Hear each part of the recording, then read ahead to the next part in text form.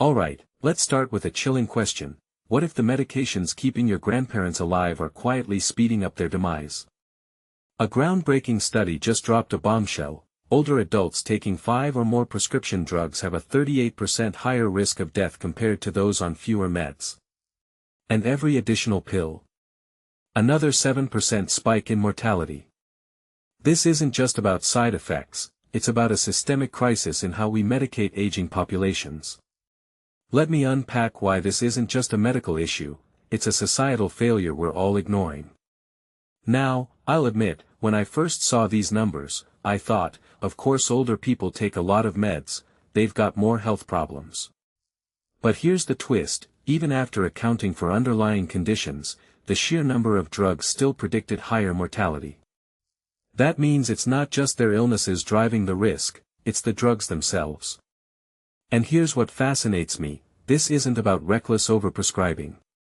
It's about a medical system designed to treat single diseases in isolation, while patients become walking pharmacies.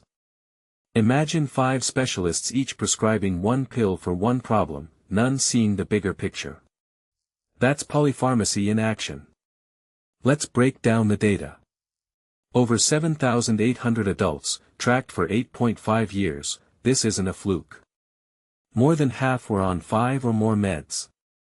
But here's what the headlines miss, 37% were on drugs that cause confusion or falls, and 11% on combinations that interact violently.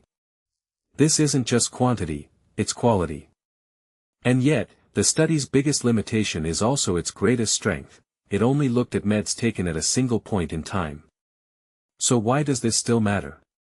Because it exposes a paradox. We're giving seniors more drugs to extend life, but creating a labyrinth of interactions that medicine barely understands. What's driving this? I'd argue it's threefold. First, fragmented care, your cardiologist, endocrinologist, and neurologist aren't talking. Second, pharmaceutical incentives, drugs are easy fixes compared to lifestyle interventions. Third, patient psychology. Stopping a pill feels like losing a shield.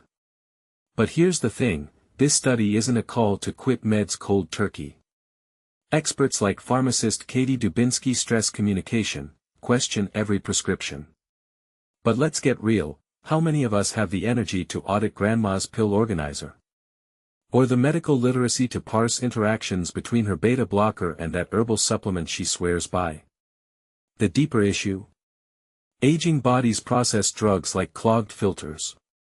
A liver that's 70% less efficient, kidneys that hoard toxins, combine that with multiple meds, and you've got a biochemical roulette wheel. And this isn't just an elderly problem. Think about it, how many 50-somethings are already on 3 or 4 meds? We're all just one diagnosis away from polypharmacy. The real scandal? Deprescribing works, carefully tapering doses or eliminating unnecessary meds, but it's almost never done. Why? Because modern medicine excels at starting drugs, not stopping them. It's easier to write a refill than to reassess decades of prescriptions. So where does this leave us? With a terrifying question, are we medicating ourselves to death? I'm not suggesting we abandon pharmaceuticals, antibiotics and statins save lives. But this study reveals a crack in the foundation of geriatric care. Until we prioritize deprescribing, integrate holistic patient reviews, and rethink our pill-popping approach to aging, we're sentencing seniors to a future where their medicine cabinets become time bombs. What's your take? Have you seen this in your family? Drop your story below, because this isn't just research. It's a reckoning.